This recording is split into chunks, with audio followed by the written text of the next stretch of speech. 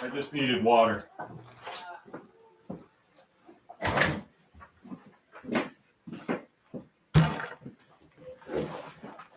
How about that? Went live on me. I just came out of wardrobe. All right. Have to adjust my mustache a little bit. All right. Welcome. Hey, it's Mark coming to you from Baker's Green Acres. Lovely Marion, Michigan. Today is the 10th of June. Can you believe it? It's a cool one out there today. Nice day. I have told you guys in the past that if I run out of things to talk about that I think are beneficial to the world, that I would just stay out doing what I'm doing, because sometimes it is a little hard to just break off to come in and sit behind a computer, especially in the summertime. It's not, I don't think it's summer yet. It's spring, definitely spring, and definitely nice out. But you know, something came up and it set off a train of thought in my mind. And I thought I would share it because there was a post that I saw. I'm not going to mention any names, but there was a post that I saw of someone that's a friend, is in the homesteading business and still working a straight job at the same time as working towards, a business model where he can stay home and make a living off of his homestead. And has run into some discouragement and put a post up, and it was kind of like, well, what do you all think about quitting? You know, what do you think about quitting? And I've tried this, I've tried that. This doesn't work, that doesn't work, and I just want to quit. And I read it, and I thought, I probably ought to make a phone call, but I didn't, and I needed to think about it a little bit. And I've thought about it, and I want to give you my thoughts. But before I do that, I want to tell you what my day was like, because I had an awesome day. I have a little bit of a congestion going on right now. And I'm not sure if I told you guys last week, but I took a shot in the side from one of the calves. I was leaning over to put milk in the calf's bucket, and they get really frantic when you're going to be giving them their milk. This calf is only 5 weeks old, and I showed him my side, right there, and he gave me the old spear right in the side, wham. And I thought it just broke some ribs, but apparently it did more damage than that, and the ribs don't seem to be broken. They don't seem to be broken. When I feel them, it doesn't feel like a break. It just feels like a real bruise right there. But then apparently my diaphragm got torn away from where it connects on inside your ribs a little bit. And that was what was causing all of that pain. Like, it was bad. So that was a week ago Sunday. And today was the first day that I could, if I saw something on the ground, I could just reach over and pick it up. Yesterday I would get down to within 6 inches of the ground, and I would have to stop and then bend my knees to pick something up. And I always pick up when there's litter on the farm. I always pick it up. I don't like seeing litter all over the place. So today was the first day that I could actually do that. And what it caused was some breathing issues. And because I wasn't taking deep breaths, it caused a respiratory problem. And I'm just getting through that now. And so I'm on kind of rest and relaxation is what I'm on. But my day went like this. I had to milk today. Tuesday's my day to milk with Frank. And we've made a lot of changes lately, and so when you're going through the process and you get to a place where it used to be a hang up, but now you've got something figured out, all of a sudden there's a shot of joy that hits you, right? And today, when I when I checked the list of the fresh milk that was going out, I had to jar up 9 gallons of milk, and then the rest of it went into the kitchen and gets turned into something else. So we're putting together a schedule. So on my day, on Tuesday, I jar up what we need, get that in the store with the name on it, and then everything else goes into the kitchen, into the separator. So I have to put the separator together and run it and stand there and watch it run. And today I got a gallon of heavy cream, and it was just beautiful, beautiful cream. And then the rest of it, the skim milk. Last time I separated milk, which was Sunday. Was it Sunday? No, it was like last Wednesday. We decided to make soft cheese out of that, or chèvre, they call it. It's a really super simple process. All you do is leave it in a bucket, cover it, and let it sit on the counter at room temperature for a little while. And it separates. All the whey goes to the bottom, and then the milk clabbers and sits on top. So it kind of thickens. And then you just scoop that stuff out of there and you put it in a cheesecloth and you hang it up and let it drain. And it's a really nice soft cheese. So I made, well, Jill helped me with it, but I made probably about 4 or 5 pounds of that from what I had left over. And then I had some for lunch today, and it was really good. Jill put salt in it. You can put salt in it. You can put garlic salt in it. You could put chives in it. You could put onions in it. You can put anything you want in it. You can put rat poison in it if you want. And you can get creative. You could put olives in it. I think that would be good. Like olives with pimentos. Ooh. Or what about, I see internationals with us. What about jalapenos? Ooh. And then spread it on celery. Ooh. Whoa, whoa. Be still my heart. Let's see, somebody's trying to get a hold of me.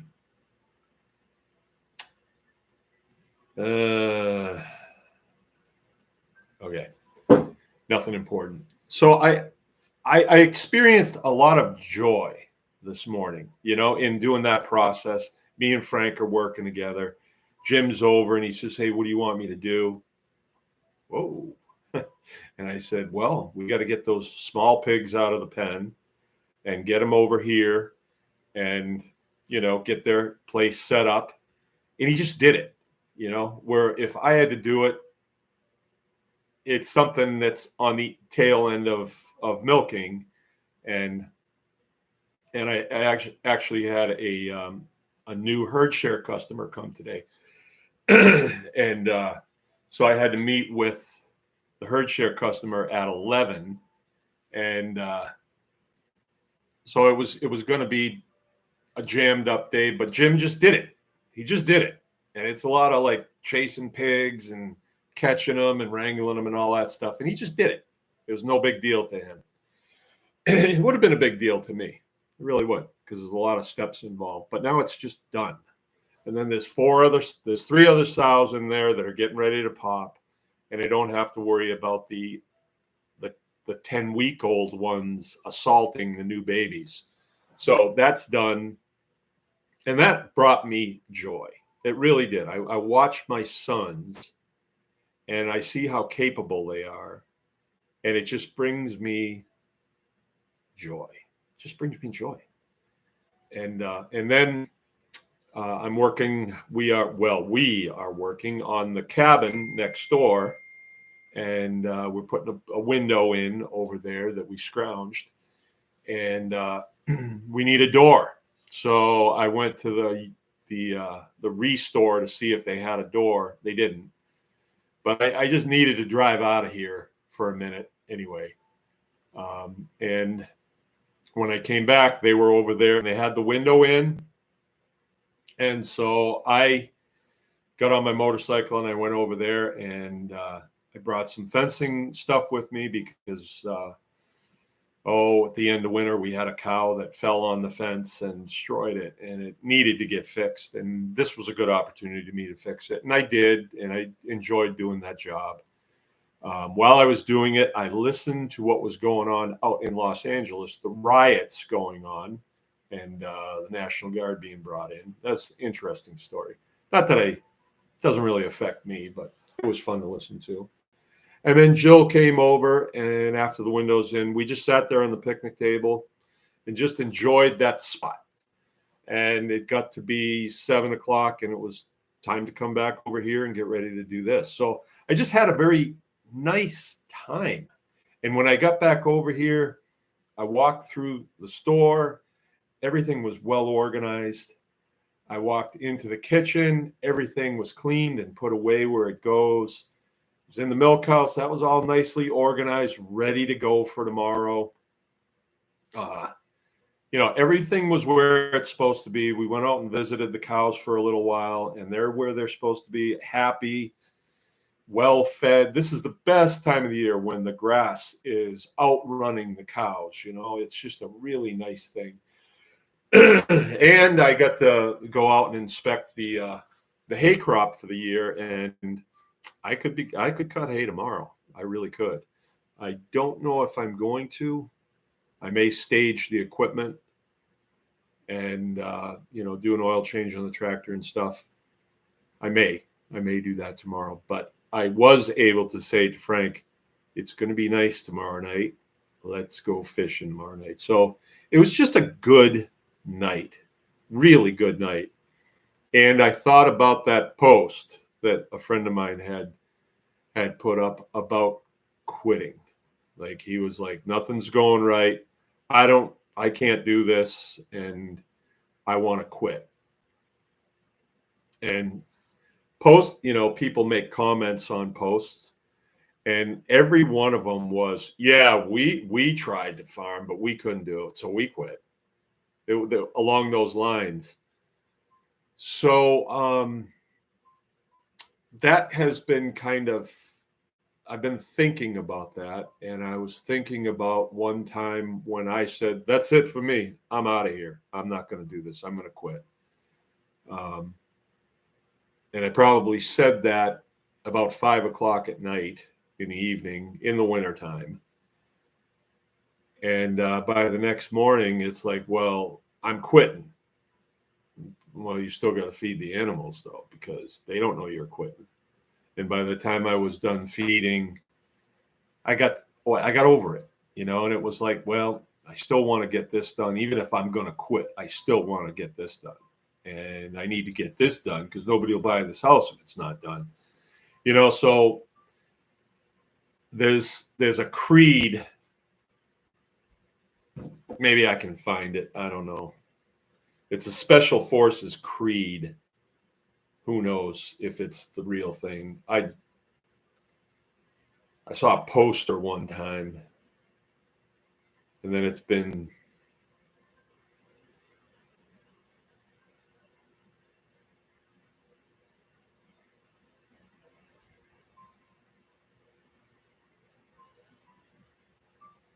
creed.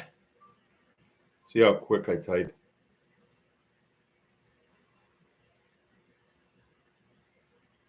Nah, that's not it.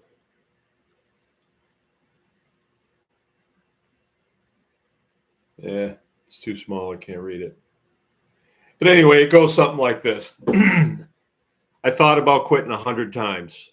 I just never did. So obviously everybody that's here is into homesteading, farming, something along these lines, intentional living, international living. And this somewhere along the line, that bug bit you and you saw something there and said, I'm going to go this direction. I want to go this direction. And so you did. And when you get to the place where you put up a post about quitting, well, the waters are getting kind of deep because now you've got a homestead that is demanding more of your time and you still have your job. So, and your family's growing. Maybe your wife's getting ready to have another baby. Oh, so now things are kind of piling on you. And the relief valve before the tire pops is, well, maybe I'll just quit.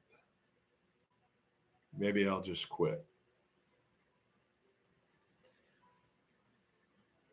When I made that statement to myself, and I maybe even told a couple of people, I'm quitting. This is too much. Can't make any money at this. This is too hard. And everybody else has a boat, and everybody else has got a Corvette, and I don't have one, and I have to work hard, and getting all banged up. And but let's just say I had.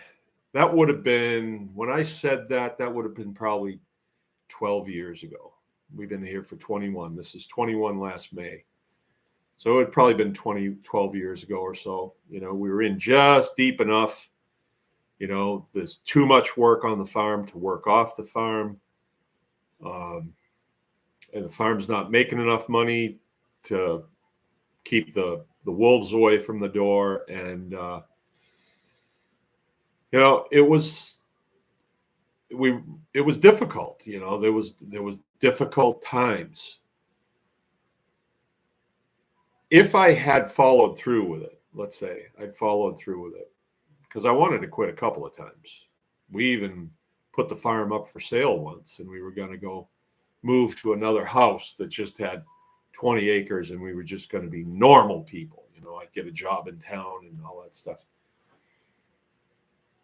Luckily, that didn't work out.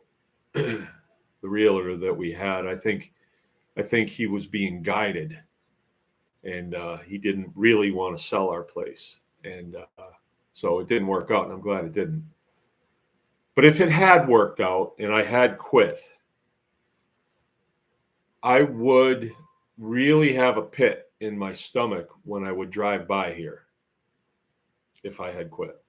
Because we had a lot of good times here. We had children that were born here. And I would always have to say why I quit. And I would always have to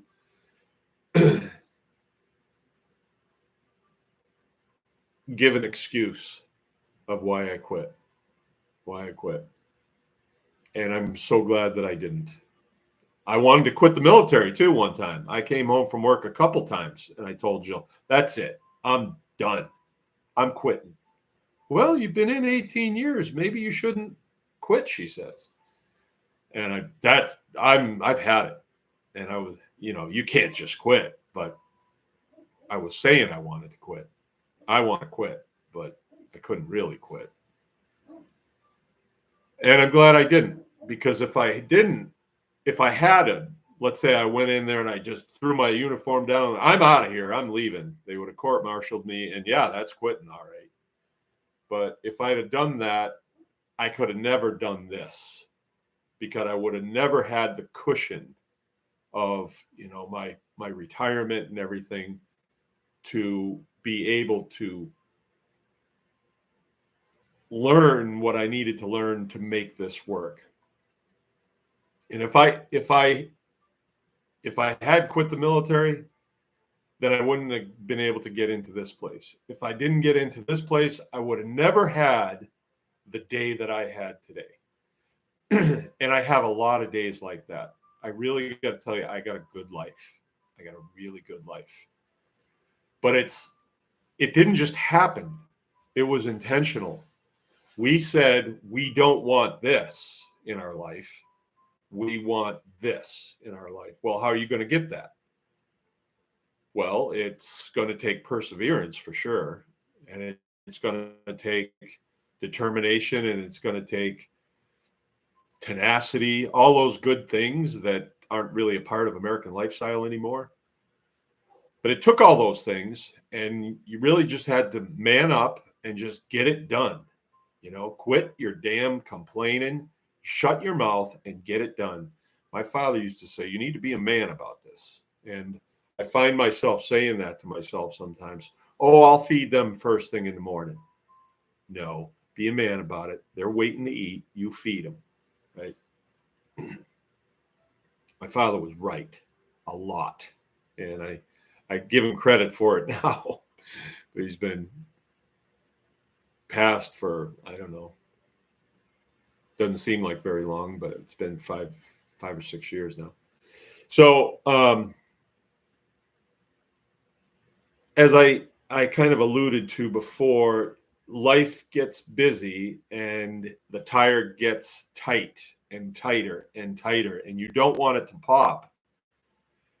But quitting is kind of like taking a knife and sticking it in the sidewall and saying, there, that relieves some of the pressure.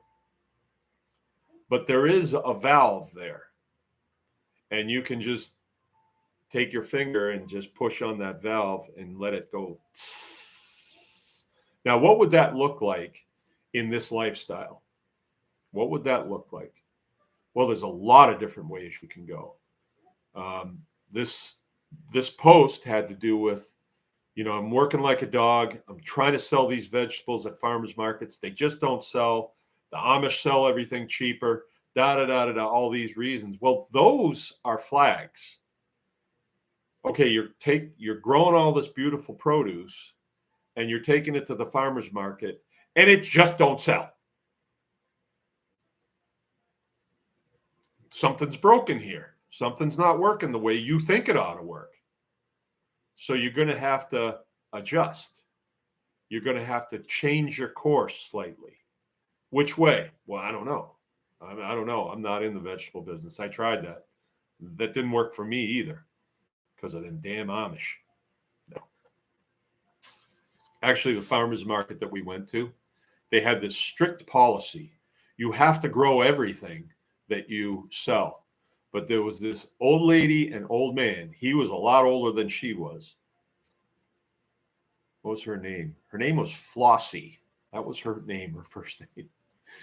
And they would come in with a pickup truck and a trailer behind it with all these boxes of produce on it. And he would sit there and kind of chew his cud, and she would be setting all this stuff out. And I'd go look at it. It's this beautiful produce. And I say, wow, you guys really got this down pat. You grow all this stuff, huh? And she said, oh, we sure do. But it was well known at the farmers market that they bought it. And then they just brought it and resold it. But because they were old and they had been there for a lot of years, the market master just let it slide.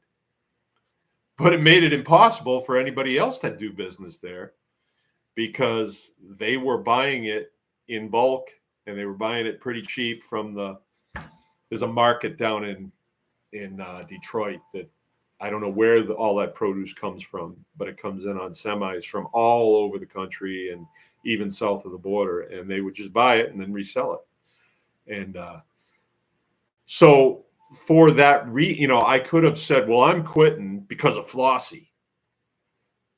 No, we just said, hey, the farmers market is really not working out for us because we can bring a lot of stuff here, but she's going to have to sell out first before we sell any of this. And the prices she's selling it at, we might as well just eat it, So we had to adjust. We quit going to the farmers market. It was a lot of fun. And you kind of were hoping that any day now things are going to change. We'll sell all this stuff and we'll make enough money to pay for our fuel to get here That's how it will work. And whatever we take home, it's sat out in the sun all day. And there you go. It's that's why we don't go to farmers markets.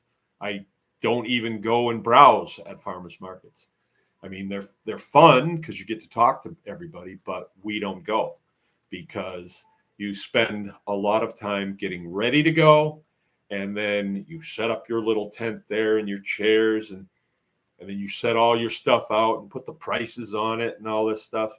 And then people come through and they, you know, and then you wind up taking it all home or a lot of it home. So it just didn't work. And I don't know, maybe we need to, be nicer to people. Maybe I need to unbutton a couple of buttons on my shirt a little bit, you know what I'm saying? But it just didn't work for us. And we just quit going because it wasn't a good thing. And we shifted to something else. And then we did that for a little while, and then we shifted to something else. And we're finally at a place now where we have the store on the farm. We are producing milk, which will bring people to the farm. They'll come to get milk. And while they're here, oh, you got hamburger? I'll get some of that too. Oh, you've got cheese curds. I love cheese curds. I'll get some of that. Yogurt, love it. Taking it. So we're at a place now where we've kind of figured out what works for us.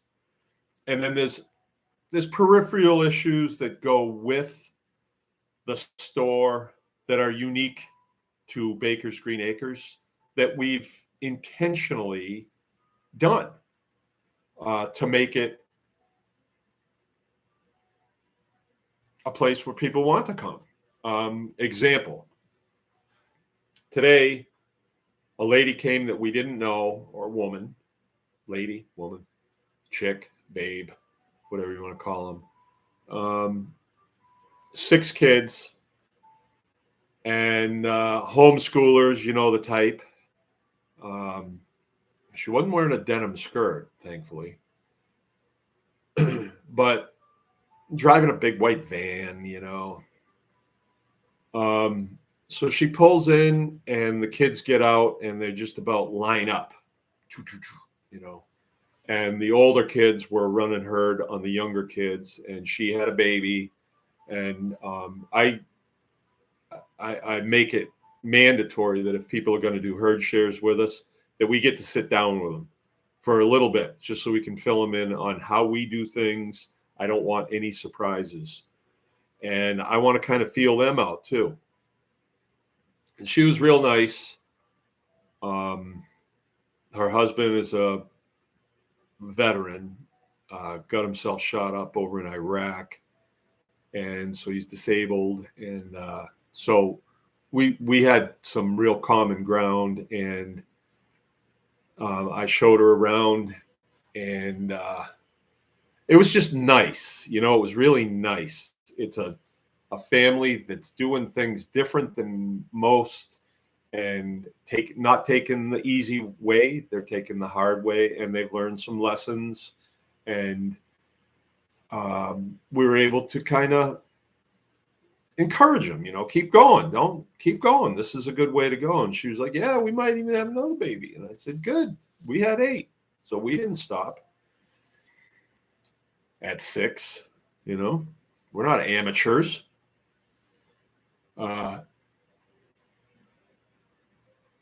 So let's see. That was an example of what? What was I giving you an example of?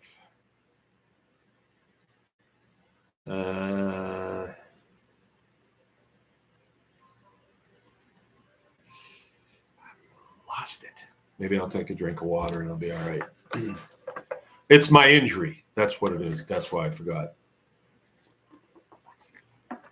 Oh, yeah. I'm giving you an example of things that are a little bit customized here. And so she lives north of us about an hour. And I said, are you going to be picking up at the farm, or will you be picking up in Cadillac? And she said, well, I think Cadillac's a little closer. And I said, yeah, but I bet she'll be picking up at the farm. And she says, why? And I said, look out the window. And we look out the window and her two older boys are helping my boys catch these pigs, and they're riding on the tractor coming back over to dump them off in the little pig pen. I said, you'll be back. You'll be back. So we've worked real hard at making that area safe for little kids. You know, there's a swing set, sandbox, little goat pen, and chicks and all that stuff. And seeing as how we had 8 kids, kids don't really stress us out. But I try to keep that area safe for kids, you know, so that they can be unattended, and most likely nothing will happen to them. Most likely, you never know. And we just give them kind of a quick brief on, hey, don't do this. Don't go in and get on the hay bales, because kids love to climb on the hay. But we tell them, nope, you can't do that. And you cannot go in with the bull. Don't do that. And things usually work out pretty good. So what is going to happen with her is she was riding home, I'm sure of it, and her kids were saying, oh, that was fun. That was a blast. We want to do that. Where is if she drives to Cadillac and meets Jill at the parking lot and gets her milk, her 3 gallons of milk, and then drives back to Kalkaska, it's going to be like, well, that's drudgery. Where her whole job is to raise her children and be with her children all day, and she's got to take care of a baby. While she was here, she changed the baby's diaper on the picnic table, and you know, you can't really do that if you're shooting down a Cadillac an hour and then back. But if you come here, you can get out, you can walk around. In wintertime, you can come in the store, you can sit around, you can sit by a wood stove, kids can go out and do something. So that's unique to us. And we found that by doing this. We didn't know that at first. I think I was building the goat pen, the little goat pergola, I call it. That's what I call it. And I thought there needs to be a bench in here, so a mom can sit in here and take care of a newborn baby. That's what needs to be in here. And yeah, it didn't work out because the goats poop all over it, but she can sit outside of there and the kids can be in there playing with the goats. So that was something that we discovered, but that was a direction change, right? It wasn't quitting. It wasn't quitting. We just had to alter our course a little bit. So I would say to this guy that put this post up, well, let's just make a list of everything that you've got accomplished on this property and say, how can we shift direction slightly and give it another shot? Oh, are you Mark, you sure it's going to work? Nope.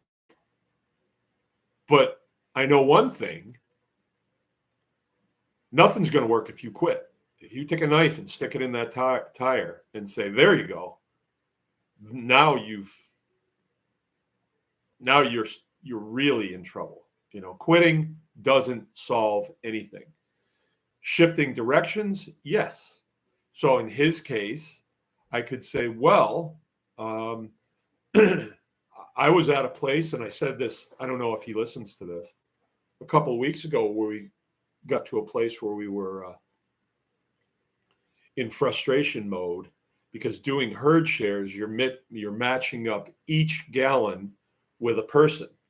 And so you have a cow that freshens, and now you've got 5 extra gallons of milk. So what do you need? You need 5 extra people per day, 25 people per week, to make sure that milk goes out. At the same time, you've got cows that freshened 8 months ago that you're going to be drying off here soon because they're going to calf again. So that's going to drop. So you've got an increase and you've got a drop. Oh, it should be just a sweet spot right in the middle. No, it won't.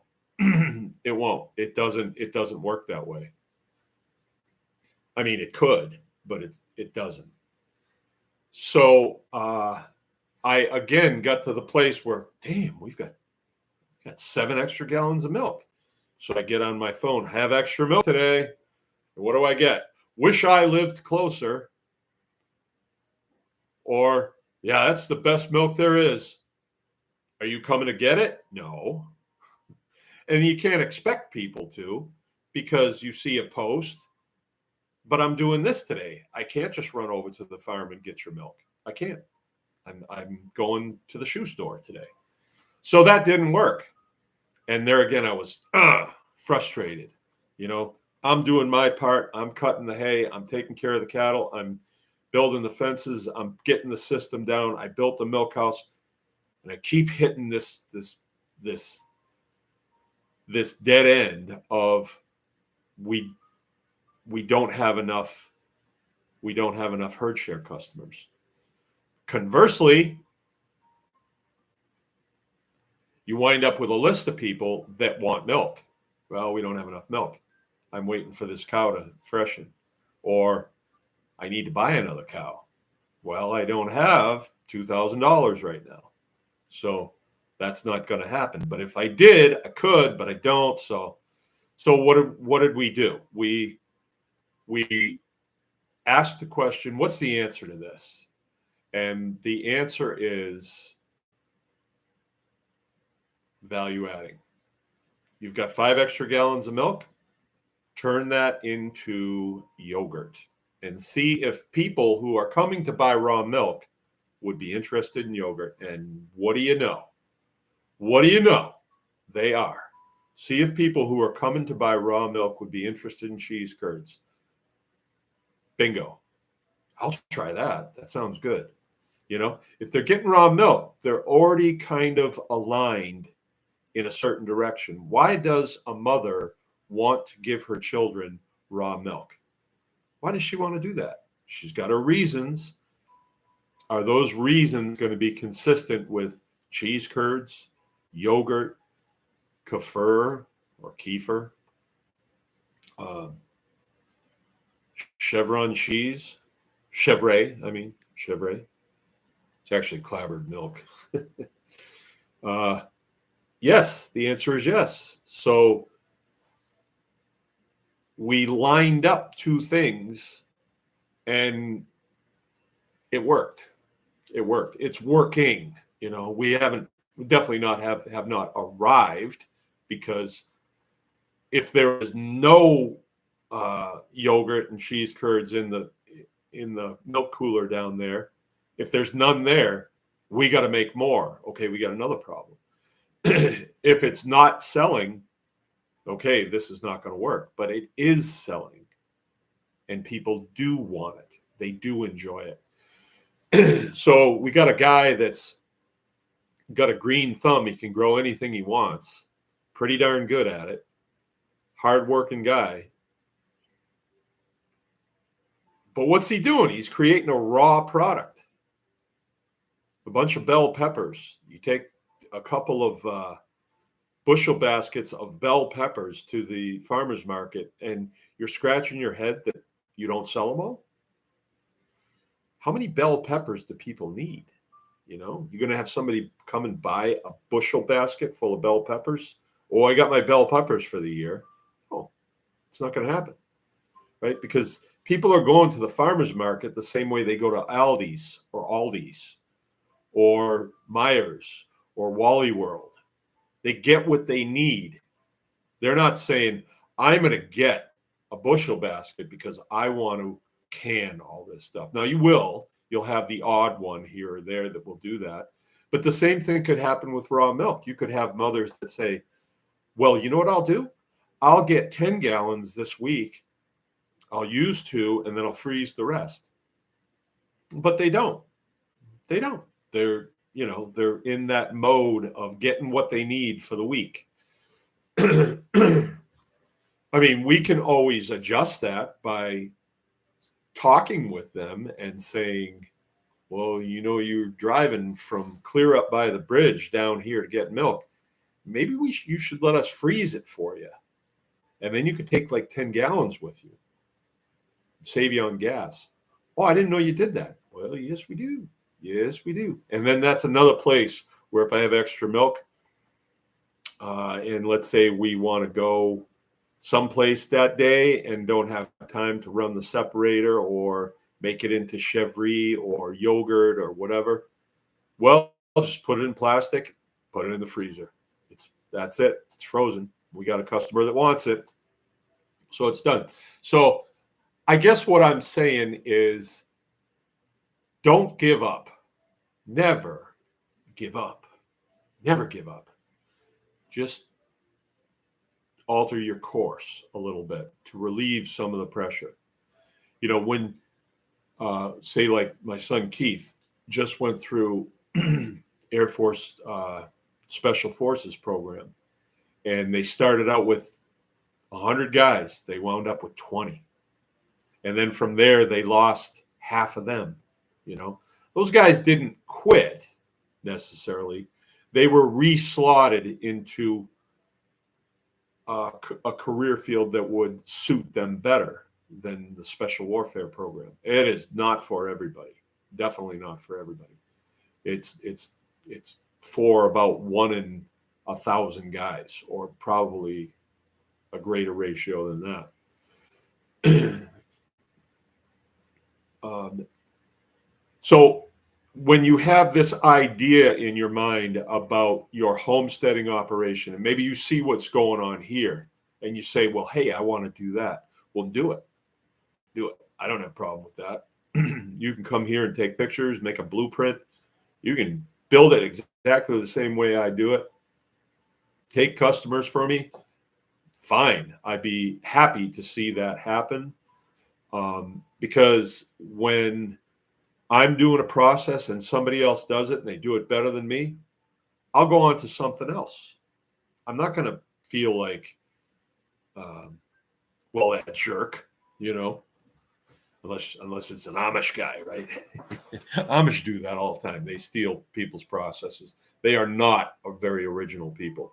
There's a few, but a lot of them, they want to see, hey, let's see what Whitey's doing and we'll copy it and we can do it cheaper. You know, that's okay. That's okay. If they can take a process from you, then go on to another process, because there are so many. The fields are ripe. Okay, so that's my message. Never quit. Never quit, or never give up. Never give up. You can adjust your direction, but never quit. So what would if I was to talk to this guy, which I will, you know, I'd say, so what does this mean? You're going to put your kids in school, you're going to sell your farm, and you're going to move to a condominium in Minneapolis, and you're going to get a job working in an accounting firm. Is that what you're telling me? You're going to totally change your lifestyle. And let's say he says, yup. I'd say, all right, well, let me know how that works out for you, because I know you, and that's not going to work out for you. It's not.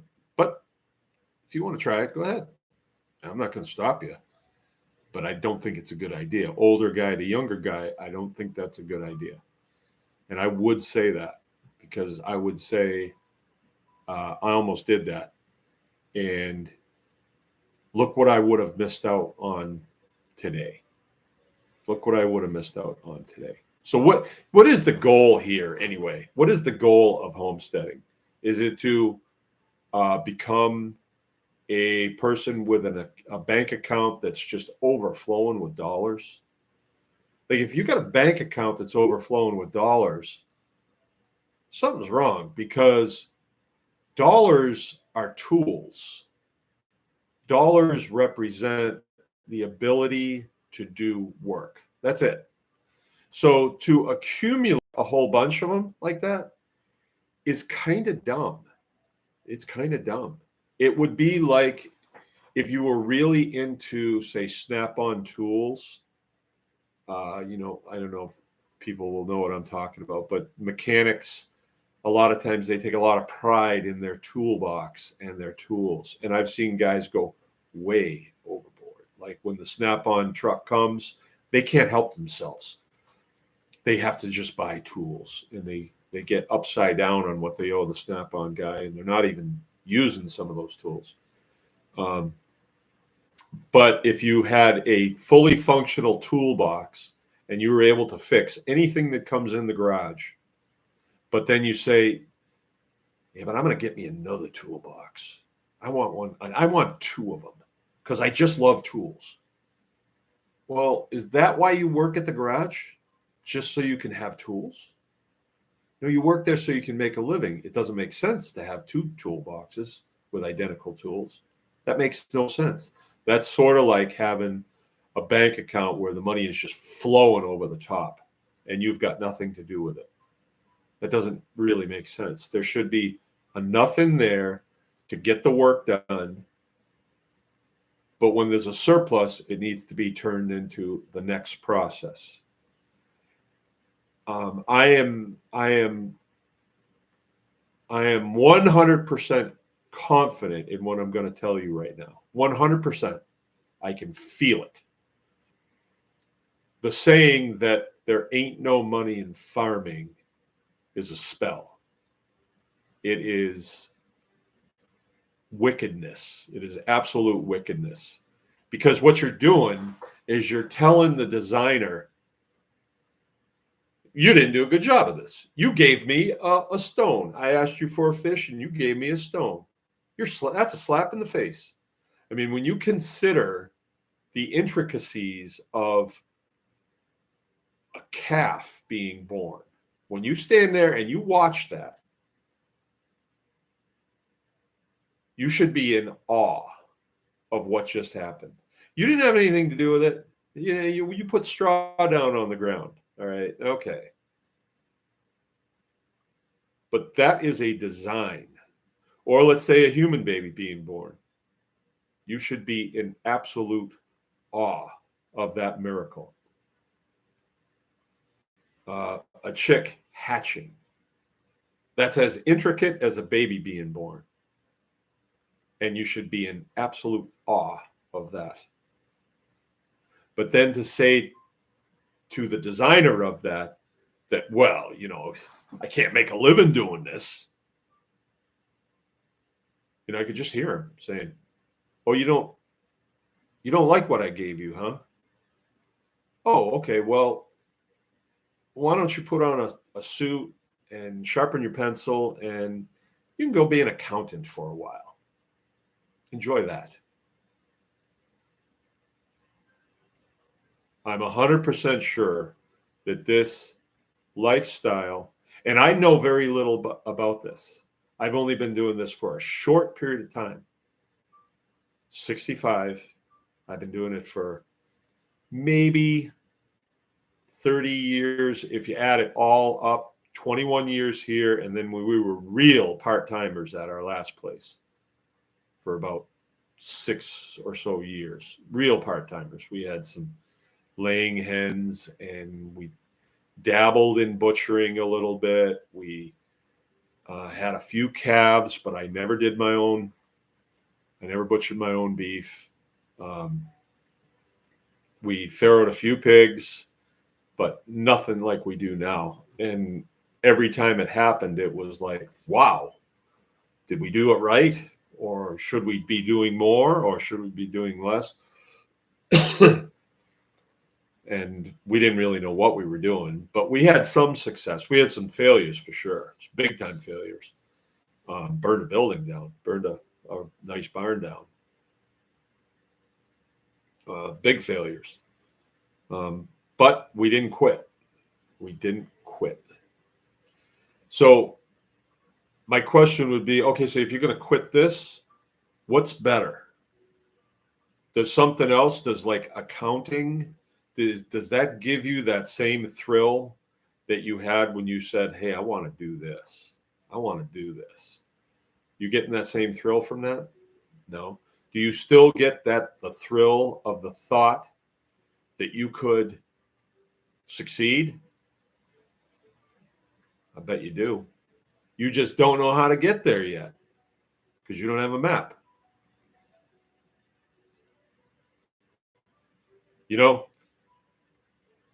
The smartest way to do things, I'm going to be a little bit of a butt here, but this is reality. There's a saying in the military, if you want to live, you will listen to those who know. How do you know the ones that know? Because they're still walking around. So if you think you're going to be smart, you're going to wind up getting your head peeled open. Listen to those who know. So who are the ones that know? Who are the ones that know? Oh, well, this guy's got 1 million subscribers on YouTube, so he must know. You think that's a good gauge? I don't. I think that guy with 1 million subscribers, he makes his living off of the subscribers, the view count. I think if you want to take advice from somebody, you want to look at their resume. So you want to go to their place of business and say, this guy definitely knows what he's doing. That's how you know if they know. But if they just, like, the internet is full of people that they know the theory, they've read a lot of books, but they actually live in a penthouse in Manhattan. They don't actually farm. And some of the names, you'd be surprised. You would be surprised.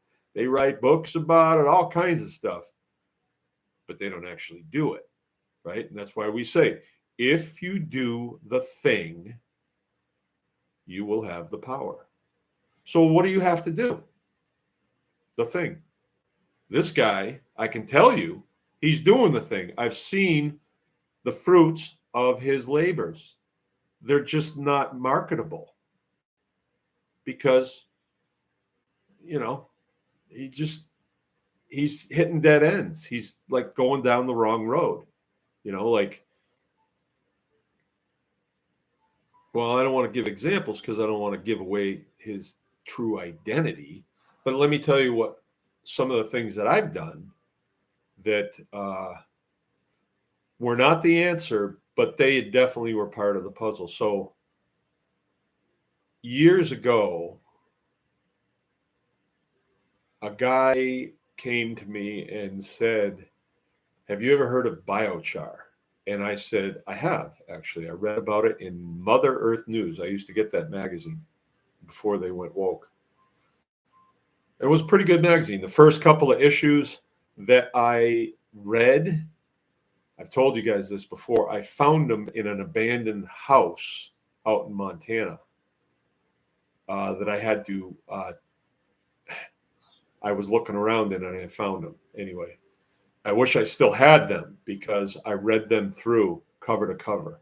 And I don't know what year they were or anything. And that's where I first found out about Mother Earth News. And then I started buying them off the newsstand. And then we had a subscription for a little while. Then they started going woke. We didn't even know what woke was then, but I got invited to one of their conferences. The way the staff looked at me, I didn't like the way they treated me. And I didn't understand that then, but I've been treated like that by super woke people since then. I'm just not very sophisticated, And there's people in my circle now that treat me that way. And hey, whatever, they are far more sophisticated than I am. They listen to NPR. I'm too much of a dweeb to listen to NPR. So this guy says, you ever make, you know what biochar is? I said, yeah, I do. And he says, I'm going to let you in on a little secret. You can make a ton of money with biochar. It is the next thing that's coming. It is going to be a household word.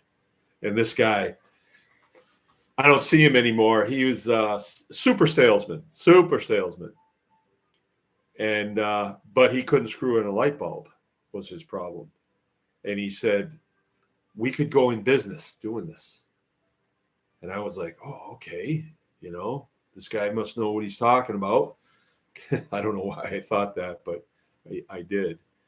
And so,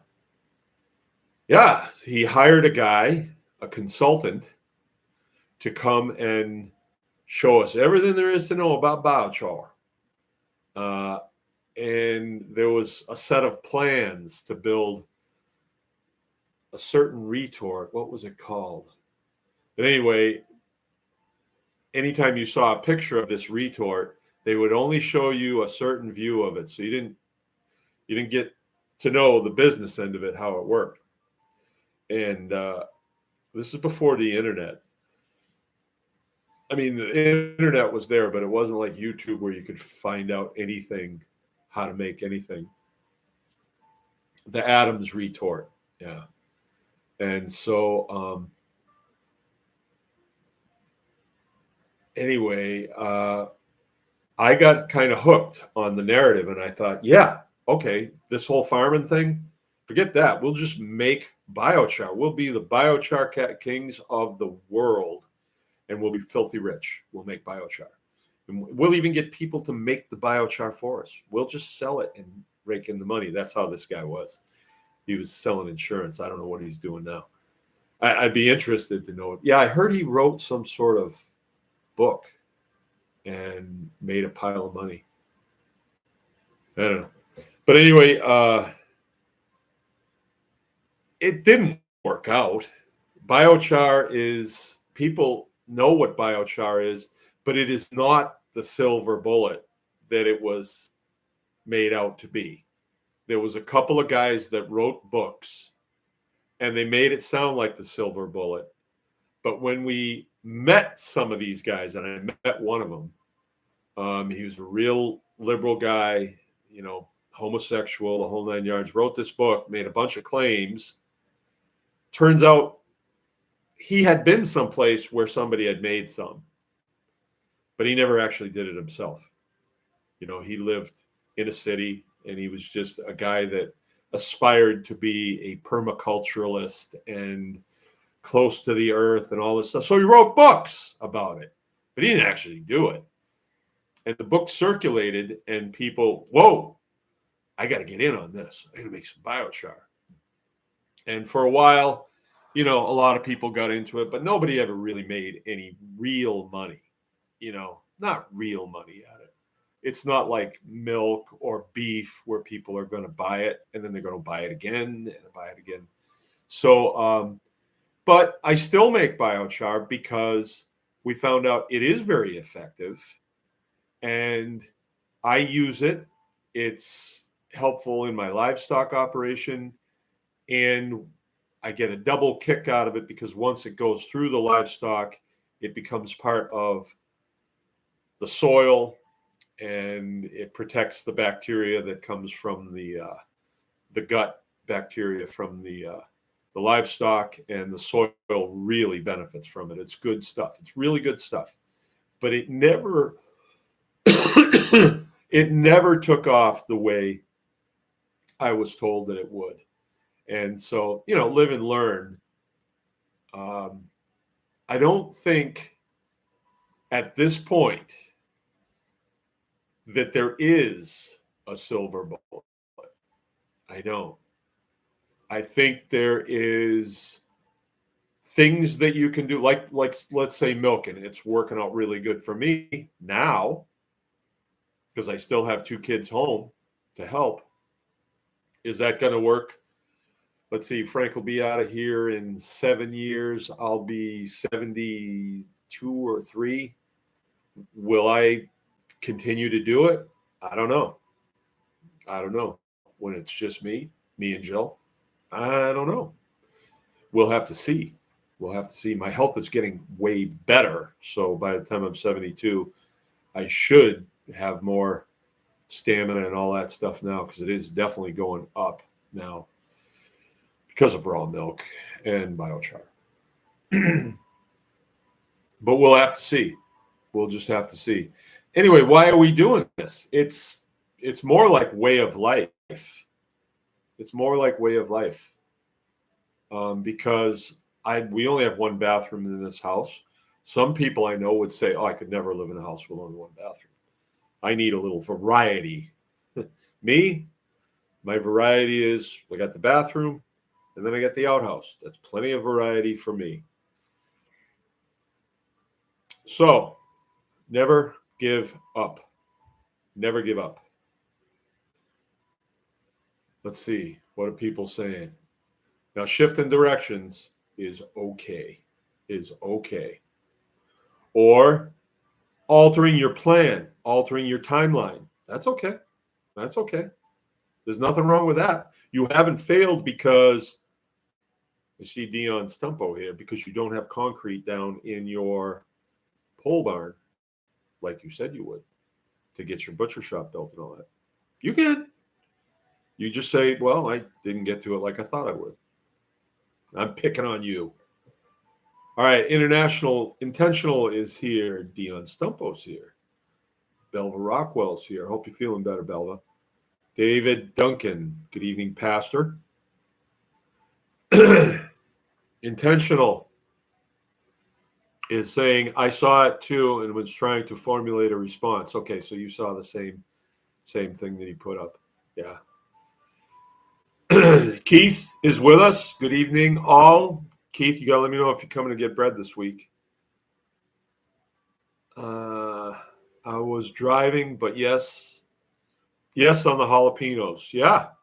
So I might as well grow some. Boy, is that a good idea? And I learned some stuff today too. When you make that soft cheese, you wind up getting the whey, right? And it's sort of a bile-y looking, clearish, looks like Gatorade, you know. And I said to Jill, what do we do with this? Is there something you can do with this? She said, well, you can feed it to your artichokes, she says. And that was it. And I thought, there's got to be something else you can do with it. So I went on to YouTube and I asked YouTube, what can you do with whey? And there was a whole bunch of things that you can do with it. And the one that I wanted to try first was give it to chicks. So I've got like 300 chicks started, and I filled a 1 gallon water and put that out there. Now they have an endless supply of drinking water, but I gave them, because they're on a drinker, but I gave them that and they went right to it. And it seemed like it's not exactly a substitute for water, but there was a lot more there for them, and they took it right down. So I betcha we'll have a really good crop of chicks out of that one. Yeah. And there's a lot of properties to whey, and I should be taking a shot of it every day. Should be. We all should be. It's got a lot of stuff in it, a lot of good stuff, a lot of probiotic and culture. And some people say that I'm not very cultured, right? So I'm going to start drinking whey and try to bring my culture quotient up. And then maybe I'll start listening to NPR and I'll actually understand it. You know, maybe it's just that I'm ignorant, that I'm not as woke as I could be. Okay, Just Me's with us.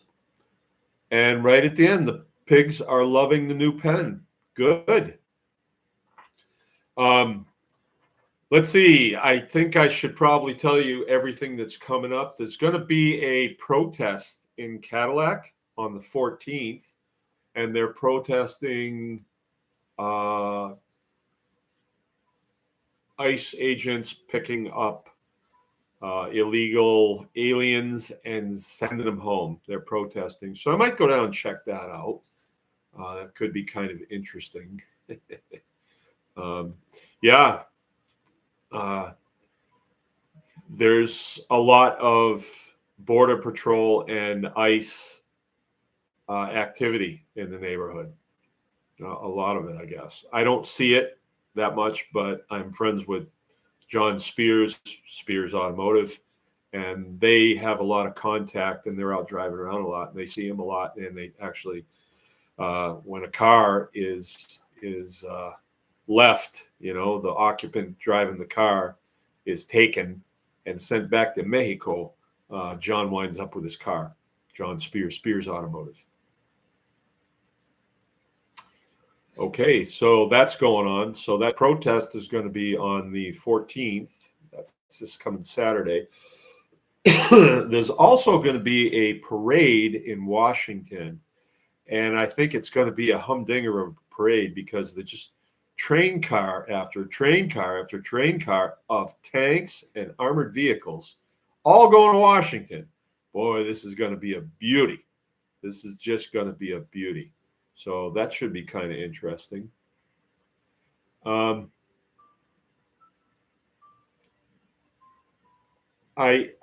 just going to leave it at a saying that I saw the other day. If you're trying to get out of the matrix, which really that's what we're doing, we're trying to get out of the matrix. Stop trying to make sense of what you're trying to get out of. Just get out of it, right? Because it doesn't make sense. It really doesn't make sense. But just grab your popcorn and watch what happens, and don't take it too seriously because we're doing something else. We're doing something else. We're in homesteading. Yeah, it's kind of nice to see what's going on out there. It's sort of like I'm going to watch an episode of Monk tonight, right? Or maybe two. And it's going to be enjoyable. But it's not going to affect what happens around here tomorrow. It's just something I can do while I'm relaxing, getting ready, having something to eat. It's just something to do, something enjoyable to do, fun. You laugh a little bit, It's sort of like watching President Trump and Elon Musk having their big breakup. I guess they're not going to be continuing their bromance anymore. Don't let it crush your little spirit. Don't take a side. I'm an Elon guy. No, I'm a Trump guy. It was really funny the other day. A guy pulled up here in the driveway. It was my hired guy, Brian's family, his brother and sister, and then brother-in-law and sister-in-law. And they pull up in the driveway, and one of them's driving a Tesla. Right? And you get used to seeing them after a while, but I go walking out there, and I kind of know that they're like him, and they're not libtards or anything. And I go walking out there, and I said, "Hey, who's the white supremacist driving this Tesla?" And I said, "Oh, wait a minute. Maybe you're not a white supremacist. Maybe you're a libtard now that we like Elon again, or NPR likes Elon now because Elon hates Trump." Yeah. You think it could have been juicier, like maybe Elon took up with Melania. That would have been even juicier, right? Because half the country would be like, yeah, it makes more sense. They're about the same age. Trump's probably not hitting it anymore at nearly 80 years old. That would have been juicier. But I think the whole thing is just for public consumption, just to get your attention. Same thing with the mostly peaceful protests. I keep watching it to see if I see something that seems legit. I am not seeing 1,000 people. I'm seeing, maybe I'm not seeing the right photos, but I'm just not seeing the masses of people. I did see a Marine Apache winding its way through those big, tall buildings out there, and I don't know if it's really happening now. Who knows? But that's kind of interesting. We'll see what happens with that. I don't know. Things could get interesting, but I know that I'm still going to milk the cows, and things are still going to just kind of keep clicking along here and getting better. So I'm not going to take it too seriously, but it is fun to watch. All right, that's all I got. Has anybody got any questions for me? Any comments? Any complaints? Now is the time. There's not a lot of interaction tonight. 12,000 of you listening. That's pretty nice. 8,000 thumbs up. Yeah, if you could give me thumbs up, it's really good. If you could give me some super chats too, some of you richer people, I would like that. Because what it is, when you give me a super chat, it is the ability to do work. So I will put that work towards the farm, and then when you come here, you will enjoy it. Okay. That's it for me. I'm out. I'm losing my voice. Remember, anyone can farm. Get out there and get after it. Now is the time. All right. Good night, you guys. Oh, Resistance Chicks. PG. Patriot Gallery Resistance Chicks Mom. I just got here. What's up with the title? You're going to have to go back and listen to it. We were kind of talking about somebody else who has just gotten to that frustrated point with their homestead, and they said, I want to quit. I want to quit. And there was a bunch of comments that came in, and they said, yeah, you should quit. We quit. So join us. Come on over to the loser patrol, the quitters, and we can all be quitters together. And I bet we can complain and we can make fun of the government and all that stuff. Don't quit. Never give up. Okay, got to go. Hi, Michelle. Sean's with us. Thanks for the thumbs up, Sean. All right. Good night, everybody.